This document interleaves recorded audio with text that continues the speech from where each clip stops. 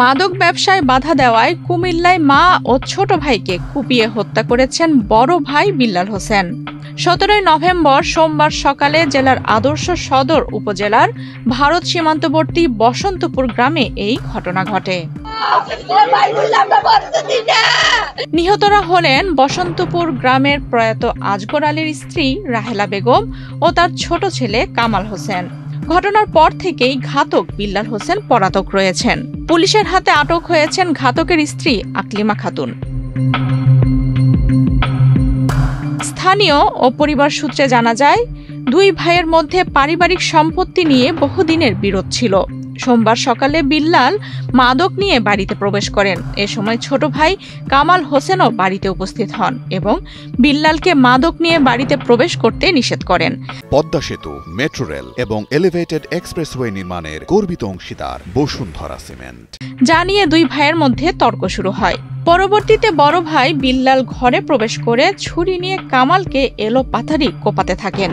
তাদের মা রাহেলা বেগম বাধা দিতে গেলে তাকেও একইভাবে কোপাতে থাকে বিল্লাল। এতে ঘটনাস্থলেই কামাল নিহত হন। হাসপাতালে নেয়ার পথে রাহেলা বেগমও মারা যান।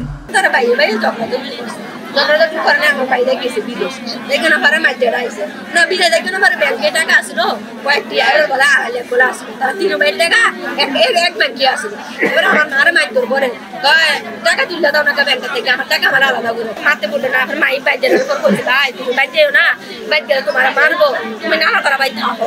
এবার ভাইয়ে বিদেশের থেকে নাই না, আমার নানার বাইতে আসে কালকে হেরের পরিণতি বলে দিব। তারা এবার হেলো একটা দিয়ে রাখছে, আবার এনো বলে দিব। কইতেছে ভাইয়া তুমি টাকা দিবা, আমি দেখো টাকা সময় তোরা বাপু টাকা সময় করলে আইও না, টাকা সময় কেমনে বাপু কয় যেমনে ভালো তেমনে বাপু লয়ে যাবে।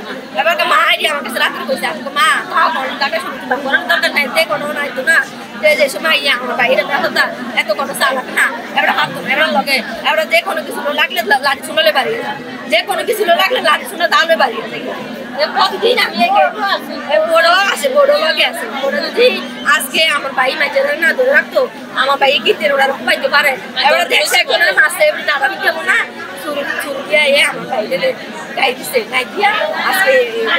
ঘটনাস্থলে উপস্থিত হয়ে কোতোয়ালি মডেল থানার ভারপ্রাপ্ত কর্মকর্তা মোহাম্মদ মহিনুল ইসলাম জানান, অভিযুক্ত বিল্লালের স্ত্রীকে জিজ্ঞাসাবাদের জন্য আটক করা হয়েছে।